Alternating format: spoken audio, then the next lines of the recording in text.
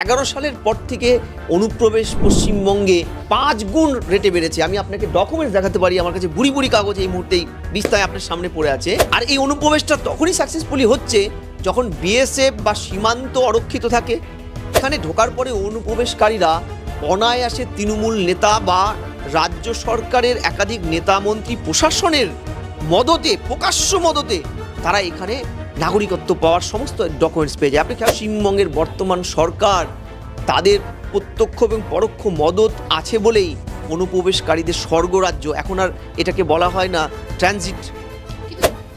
আচ্ছা, একটু দল নিয়ে কথা বলবো না, এবং সার্বিক রাজ্য নিয়ে একটু কথা বলবো যে এই মুহূর্তে আমরা রাজ্যে যেটা দেখতে পাচ্ছি, প্রতিনিয়ত জঙ্গি সংগঠনের খবর উঠছে, প্রতিনিয়ত জঙ্গিদের সন্ধান পাওয়া যাচ্ছে, প্রতিনিয়ত অনুপ্রবেশের সন্ধান পাওয়া যাচ্ছে, এবং যেখানে আমরা দেখতে পাচ্ছি সমাধানের থেকে বেশি একটা দ্বন্দ্ব চলছে।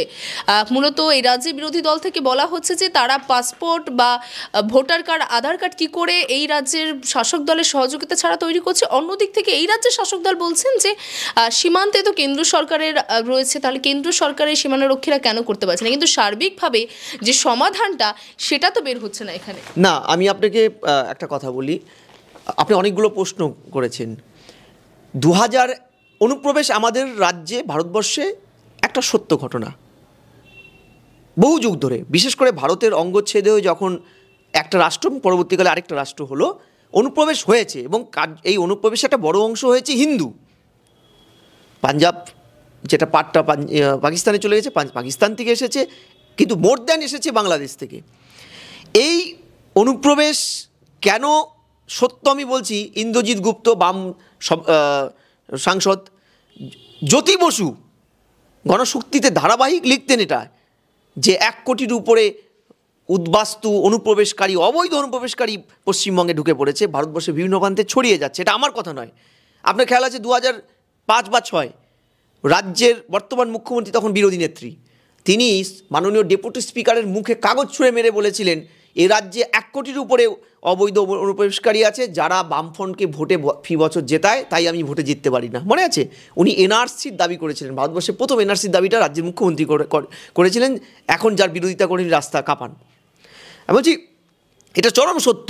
আবার এটাও সত্য, 11 সালের পর থেকে অনুপ্রবেশ পশ্চিমবঙ্গে 5 গুণ রেটে বেড়েছে। আমি আপনাকে ডকুমেন্টস দেখাতে পারি, আমার কাছে বুড়ি বুড়ি কাগজ এই মুহূর্তেই বিস্তায় আপনার সামনে পড়ে আছে। এটা আমার কথা নয়, মানে খাগড়াগড় বিস্ফোরণের আগে, তখন রাজ্যে 2011-তে এই তৃণমূল সরকার প্রতিষ্ঠিত হয়েছে, তখন কেন্দ্রে তখনও মনমোহন সরকার চলছে কিছুদিনের জন্য, তখনও 3 বছর বাকি। কেন্দ্রের মনমোহন সরকার একাধিকবার পশ্চিমবঙ্গের তৃণমূল সরকারের স্বরাষ্ট্র দপ্তরকে চিঠি লিখে বলেছে আপনারা অনুপ্রবেশ ঠেকানোর মেজার্স নিন, কারণ মালদা মুর্শিদাবাদকে কেন্দ্র করে, বাংলাদেশের এন্টার প্রদেশকে কেন্দ্র করে এখানে অনুপ্রবেশকারী জঙ্গিরা বৃহত্তর মোগলিস্তান গঠনের একটা ব্লুপ্রিন্ট তৈরি করেছে। চাইলে আমার কাছে পেপারস আছে, আমি দেখাতে পারি অর্ডারগুলো। প্রথম। দ্বিতীয়, সেই সময় পরিসংখ্যান দেখানো হচ্ছে যে কিভাবে দক্ষিণ দিনাজপুর, তারপরে মালদা মুর্শিদাবাদ, তারপরে দক্ষিণ 24 পরগনার সীমান্তবর্তী পাটগুলোয় জনসংখ্যা ভারতবর্ষের জাতীয় জনসংখ্যার বৃদ্ধি 13%, তার অন্তত 3 গুণ রেটে বেড়েছে। এগুলো তো জন্মের কারণে বাড়ে না, তো বেড়েছে অনুপ্রবেশ হওয়ার জন্য। আর এই অনুপ্রবেশটা তখনই সাকসেসফুলি হচ্ছে যখন বিএসএফ বা সীমান্ত অরক্ষিত থাকে। আপনি জেনে রাখুন, ভারতবর্ষের সাথে বাংলাদেশের 4000 কিলোমিটার বর্ডারটি হচ্ছে পৃথিবীর 4র্থ সবচেয়ে বড় বর্ডার। তার মধ্যে ওয়েস্ট বেঙ্গলের সাথে বর্ডারের পরিমাণ 2216, তার মধ্যে 800+, প্রায় 900 ছুঁই বর্ডার কিন্তু অরক্ষিত, অর্থাৎ তৃণমূল সেখানে জমি দেয়নি কাঁটাতার দেওয়ার জন্য। এমনকি 50 কিলোমিটার যে বিএসএফের ক্ষমতা বৃদ্ধি, কোনো রাজ্য কোনো রকম না করলেও প্রতিবাদ, পশ্চিমবঙ্গ সরকার তাকে ঠেকানোর জন্য চলে গেছিলেন কোথায়? সুপ্রিম কোর্টে। এই যে অরক্ষিত পাটটা, আপনি খেয়াল করুন, আমার বাড়ি উত্তরবঙ্গে, আর ডুয়ার্সে, শিলিগুড়িতে আমার একটা আস্তানা আছে, ওখানে ফাঁসি দেওয়াতে গতকালই একটা রিপোর্ট আমরা তৈরি করছিলাম, প্রায় 4.5 কিলোমিটারের মতন এলাকায় কোনো কাঁটাতার তো দূরস্থ, একটা ডাল পোতা নেই, একটা লাঠি, একটা বাঁশ লাগানো নেই, এপার থেকে যাতায়াত করছে। এটা একটা বড় পার্ট অনুপ্রবেশের।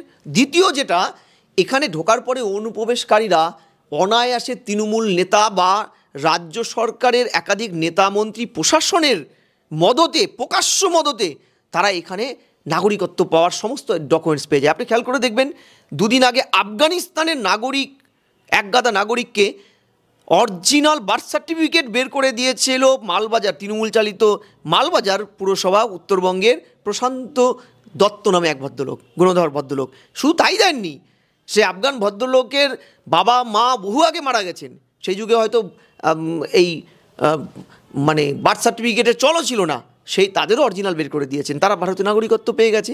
আপনি আরেকটা খেয়াল করুন, এই যে জঙ্গিরা ধরা পড়ছে ক্যানিংয়ের, তার দুটো ভোটার লিস্টের নাম, তিনি কার বাড়িতে ছিলেন? তৃণমূল নেতার বাড়িতে ছিলেন, তার মদতে ভোটার লিস্টে 2 জায়গায় নাম উঠেছে, 2টো ভোটার কার্ড। আপনি পারবেন নাম উঠাতে দুটো? কতটা পাওয়ারফুল লোকের মাথায় হাত থাকলে 2টো জায়গায় ভোটার লিস্টে নাম থাকে। শুধু তাই নয়, আপনি তৃণমূল নেতা রেণুকা হালদার সম্ভবত একবার আপনারা দেখেছেন হয়তো, বা বারবার চ্যানেল ফ্যানেলগুলো দেখায়, তিনি প্রকাশ্য তার কর্মী সভায় তিনি বলছেন, বাংলাদেশ থেকে আসা অবৈধ অনুপ্রবেশকারীরা চিন্তা করবেন না, সমস্ত কাগজ আমরা করে দেব, আপনারা শুধু আমাকে ভোট দিন। আমাদের এমনকি 2014-তে খাগড়াগড় যখন বিস্ফোরণটা হয়, ভয়ানক বিস্ফোরণ, এ রাজ্যের পুলিশ কি করেছিল? বলেছিল গ্যাস সিলিন্ডার বাস্ট করেছে, সামান্য ঘটনা, এবং আমরা দেখেছিলাম কি তড়িহড়ি বোমগুলো তুলে নিয়ে গিয়ে রাজ্য পুলিশ অজয় নদীর ধারে ব্লাস্ট করিয়ে দেয়, যাতে এনআইএ এসে তাদের ধরতে না পারে, কারণ অলরেডি এনআইএ তদন্তের নির্দেশ জারি হয়ে গেছে হাইকোর্টের মাধ্যমে। পরে এক ধাপে গিয়ে অনুব্রতবাবু কি বলেছিলেন? কিছুই হয়নি, ওটা টিভি ব্লাস্ট করেছে। পরে জানা গেল কুখ্যাত জঙ্গিরা ওখানে লুকিয়েছিল বাংলাদেশের, আনসারুল্লাহ বাংলার গোষ্ঠীর, এবং শুধু তাই নয়, 2জন স্পট মারা গেছে, 54টা ডিটোনেটর আবিষ্কার হয়েছিল, এবং বাংলাদেশের তৎকালীন হাসিনা সরকারের গৃহমন্ত্রী ভারত সরকারকে কড়া চিঠি দিয়ে বলেছিল যে আমরা এখানে জঙ্গি দমন করছি, আর আপনার দেশে গিয়ে, আপনার দেশের পশ্চিমবঙ্গ নামক একটা প্রদেশে গিয়ে হাজার হাজার জঙ্গিরা আশ্রয় নিয়ে থাকছে সরকারি মদতে, এটা হতে পারে না। আমরা দেখেছি যে বুদ্ধ গয়াতে বোম বিস্ফোরণ, পশ্চিমবঙ্গ যোগ। আমরা দেখেছি রামেশ্বর ক্যাফে ব্যাঙ্গালোরে, সেখানে বিস্ফোরণ, তার পশ্চিমবঙ্গ যোগ। সুন্দর এসে দীঘাতে থাকছেন, কলকাতায়।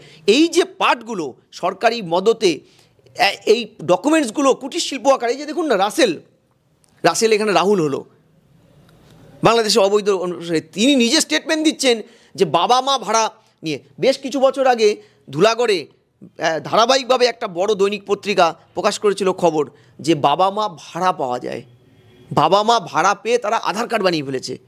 এই যে ঘটনাগুলো, এই ঘটনাগুলো আমাদের চোখে আঙুল দিয়ে দেখিয়ে দেয় পশ্চিমবঙ্গের বর্তমান সরকার, তাদের প্রত্যক্ষ এবং পরোক্ষ মদত আছে বলেই অনুপ্রবেশকারীদের স্বর্গরাজ্য। এখন আর এটাকে বলা হয় না ট্রানজিট, কিন্তু তারা তো সবসময় কেন্দ্র সরকারকেই বেশি দায়ী। না, কেন্দ্রের দোষ তো আছেই, তারা দোষ দিবে, তারা পলিটিক্যাল কারণে দোষ দিচ্ছে, নিজের দোষ ঘাড়ের থেকে নামানোর জন্য। আমি আবারও বলছি, কেন্দ্রের দোষ না থাকলে হতে পারে না, কিন্তু খেয়াল করুন এই পাসপোর্ট, ভিসা, তার ভেরিফিকেশনগুলোর স্থানীয় স্তরে পশ্চিমবঙ্গের পুলিশ কিন্তু করে। এই দায়টা কিন্তু তারা এড়াতে পারে না। আমি লাস্ট কথা বলি, দায়টা এড়াতে পারে না এই কারণে, অন্য রাজ্যের পুলিশ কাশ্মীর থেকে, আসাম থেকে এসে আমাদের রাজ্যের পুলিশকে ডেকে তুলে বলছে উঠুন জঙ্গি লুকিয়ে আছে, তারপরে আমাদের পুলিশের গোয়েন্দা বিভাগের ঘুম ভাঙছে। তারপরেও জঙ্গি যে বাড়িতে ধরা পড়ছে, সেই জঙ্গিকে আশ্রয় দেওয়ার অপরাধে আইপিসি 216, যেটা বিএনএস এখন 253, সেই ধারায় সেই ফ্যামিলির উপরে কোনো রকম স্টেপ নিয়েছে। তাতে তো পরিষ্কার বোঝা যায় যে সরকারের সব কর্নার আছে এদের প্রতি, যা হওয়ার তাই হচ্ছে। আচ্ছা, এই জঙ্গি প্রসঙ্গ আপনার কি মনে হয় এই মুহূর্তে বাংলাদেশের যে পরিস্থিতি, সেই পরিস্থিতিতে কোথাও অক্সিজেন দিচ্ছে ভারতে জঙ্গি প্রবেশ বা জঙ্গি কার্যকলাপে? পুরোপুরি আমি বলছি যে immediate major step central government যদি না নেয়, পশ্চিমবঙ্গে কত শত জঙ্গি স্লিপার সেলের আকারে লুকিয়ে আছে, তারা যে হুঙ্কার দিচ্ছে কলকাতা 4 দিনে দখল করবে, সেই হুঙ্কার কিন্তু আপনি খুব বালখিল্যভাবে নিলে চলবে না। মনে রাখবেন, বাংলাদেশ, পাকিস্তান, এই যে ইসলামিক ক্যালিফাট গঠনের যে 2টো স্টেট, তারা সরাসরি ভারতের সাথে লড়াই করে পারবে না, কারণ ভারত পৃথিবীর 4র্থ সবচেয়ে বড় ডিফেন্সের পাওয়ার। তারা জানে এটা, তাই তারা প্রক্সি ওয়ারটা করবে। এই জন্য জঙ্গি ঢোকাচ্ছে, স্লিপার সেল তৈরি করছে। খারিজি মাদ্রাসাগুলো পশ্চিমবঙ্গে, অর্থাৎ অনুমোদনহীন মাদ্রাসাগুলোর আড়ালে যেভাবে জঙ্গি উৎপাত বেড়ে গেছে, স্টেট গভর্নমেন্টের পুলিশ, তাদের গোয়েন্দা বিভাগ এখনও চুপচাপ আছে ভোট ব্যাংকের স্বার্থে, এটাই আমার কাছে আশ্চর্য। এরপরে কি আপনি দেখবেন জঙ্গিরা ভোটে দাঁড়াচ্ছে? ইতিমধ্যে তৃণমূলের প্রধান ধরা পড়েছে, যিনি বাংলাদেশের নাগরিক। তারপরেও তৃণমূল নেত্রীর কোনো স্টেটমেন্ট আমরা পাইনি। মেজর পদক্ষেপ তো ছেড়েই দিন। এই কারণেই আমাদের ভয়টা হয় যে জঙ্গিদের এখন কিন্তু এটা আশ্রয়স্থল, নিরাপদ। এখন এটাকে বলে না কিন্তু যে প্রবেশদ্বার, এখানে আশ্রয় নেয় তারা।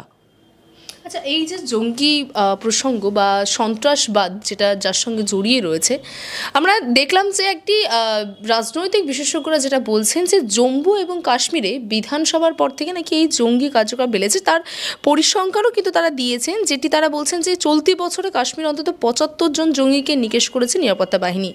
বছর শেষের মুখে এমনটাই জানালেন সেনার এক আধিকারিক। তার আরও দাবি, নিহত জঙ্গিদের 60% পাকিস্তানের অংশ। কিন্তু তারা এটাও বলছেন যে বিধানসভা ভোটের পরে এই আক্রমণের সংখ্যাটা বেড়েছে। কারণ আমরা দেখেছি যে লোকসভা নির্বাচনের পরেই পর জম্মু কাশ্মীরে কিন্তু একাধিকবার জঙ্গি আক্রমণ ঘটেছে, প্রাণও গেছে। কি বলবেন এটা? না, আমি কিন্তু এই জায়গাটা গিয়ে একমত। দেখুন, আমি কেন্দ্রের বহু সিদ্ধান্তের বিরোধিতা করলেও আমি এই জায়গায় একমত যে তৃণমূল সরকার সম্পর্কে আমি যেটা বললাম যে জঙ্গিদের প্রতি সব কণার ভোটের স্বার্থে মেজরিটিয়ান পলিটিক্সের পার্ট, ঠিক একই কায়দায় বর্তমানে নির্বাচিত যে সরকার জম্মু কাশ্মীরে আসীন, তারা কিন্তু জঙ্গিবাদের ব্যাপারে সব কর্নার দেখায়। এই কারণে দেখবেন একাধিক যে বিভিন্ন প্রকাশিত খবর এর আগে বেরিয়েছে, 370 ধারা জারি হওয়ার বহু আগে, যখন এটা পূর্ণ রাজ্য ছিল, আমরা কিন্তু দেখেছি যে ইয়াসিন মালিক থেকে শুরু করে একাধিক জঙ্গি নেতার সাথে কিন্তু এখন যারা নেতা, ওখানকার ক্ষমতাসীন নেতা, তাদের একটা ওঠা বসা ছিল, ওমর আবদুল্লাহ এবং তাদের পরিবারের। ফলে এতদিন 370 ধারার যখন ছিল, ভোট হয়নি, সরকার হয়নি, বিধানসভা ভোট হয়নি, কার্যত রাজ্যপাল চালাচ্ছিলেন, আমরা কিন্তু দেখেছিলাম যে একটা আঁটোসাঁতো নিরাপত্তার মধ্যে জম্মু কাশ্মীরবাসীরা ছিল। এই যে ডিপ স্টেট কাশ্মীর নিয়ে যে পাকিস্তানের ডিপ স্টেট ফর্মুলা, এই ডিপ স্টেট ফর্মুলাটাকে অনেকটা প্রশ্রয় দেয় জম্মু কাশ্মীরের বর্তমান সরকার, যারা আগেও সরকারে ছিল। তার ফলে আজকে তারা সরকারে আসাতে আবার স্থানীয় উইংসগুলো খুলে গেছে, ওপেন হয়ে গেছে ডিপ স্টেটের। হ্যাঁ, অবশ্যই পাচ্ছে। আর আমি আবারও বলছি যে তৃণমূল সরকারের সাথে ওই সরকারের মিলটা কোথায়? আপনি খেয়াল করে দেখবেন যে তৃণমূল সরকারের একজন সাংসদ ছিল, আপনার বোধহয় মনে আছে, আহমদ হাসান ইমরান। ভারতবর্ষের স্বরাষ্ট্রমন্ত্রক থেকে কড়া চিঠি দিয়ে মুখ্যমন্ত্রীর উদ্দেশ্যে বলা হয়েছিল একে রাজ্যসভার সাংসদ হিসেবে পাঠাবেন না, কারণ এই লোকটি সিমির প্রতিষ্ঠাতা, নিষিদ্ধ ভারতবর্ষে স্টুডেন্ট ইসলামিক অর্গানাইজেশনের প্রতিষ্ঠাতা হচ্ছে এই হাসান, যাকে নিষিদ্ধ করা হয়েছে। যে বাংলাদেশের ধারাবাহিক বিস্ফোরণ 2005-এ যুক্ত ছিল জেএমবি, জামাতুল মুজাহিদ্দিন বাংলাদেশ, তাদের সাথে এই হাসান সাহেবকে একাধিক জায়গায় 18 দফায় 75 কোটি টাকা নিতে দেখা গেছে। এটা আমার অর্থ নয়, এনআইএর। শুধু তাই নয়, আল কায়দার সাথে এই হাসান সাহেবের ওঠা বসার ছবি এনআইএ রিলিজ করে মুখ্যমন্ত্রীকে রিকোয়েস্ট করেছিল পাঠাবেন না, দেশের আভ্যন্তরীণ সুরক্ষার জন্য লোকটা ভয়ানক, আপনি সংসদে পাঠাবেন, সমস্ত গোপন তথ্য আইন জেনে যাবে। তারপরে মুখ্যমন্ত্রী ভোটের স্বার্থে হাসানকে কিন্তু পাঠিয়েছিল। শুধু পাঠায়নি, 2023-এর 25শে জুন এই হাসান সাহেবকে মুখ্যমন্ত্রী রাজ্য সংখ্যালঘু কমিশনের চেয়ারম্যান বানিয়েছিল।